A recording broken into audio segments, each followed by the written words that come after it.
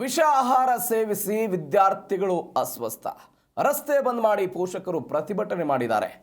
ಘಟನೆ ಬಗ್ಗೆ ತನಿಖೆ ಮಾಡಿ ಕ್ರಮಕ್ಕೆ ಒತ್ತಾಯಿಸಿರುವುದು ಪೋಷಕರು.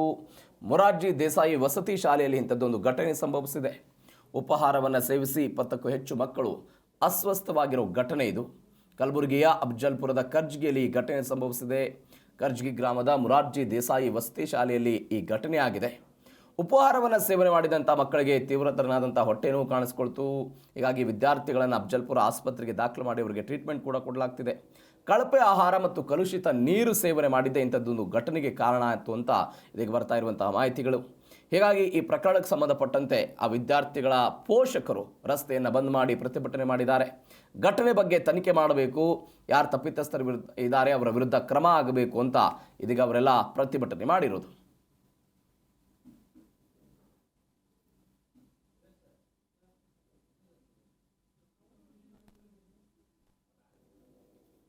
ಬೆಳಿಗ್ಗೆ ಏನು ನಾಷ್ಟ ಮಾಡಿರಿ?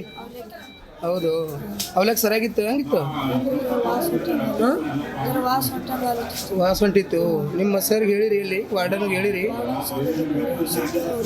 ಹಾಂ, ಹೌದು. ಅಲ್ಲಿದಿಂದ ಏನಂತ ಉಲ್ಟಿ ಏನು ಅಸ್ವಸ್ಥ ಆಯ್ತಾ ಏನಂತ? ಹಾಂ, ಬೆಳಿಗ್ಗೆ ಏನು ನಾಷ್ಟ ಮಾಡಿರಿ? ಹೌದು, ಅವಲಕ್ಕಿ ಸರಿಯಾಗಿತ್ತು? ಹೆಂಗಿತ್ತು? ಹಾಂ, ವಾಸ ಹೊಂಟಿತ್ತು. ನಿಮ್ಮ ಸರ್ಗೆ ಹೇಳಿರಿ, ಇಲ್ಲಿ ವಾರ್ಡನ್ಗೆ ಹೇಳಿರಿ?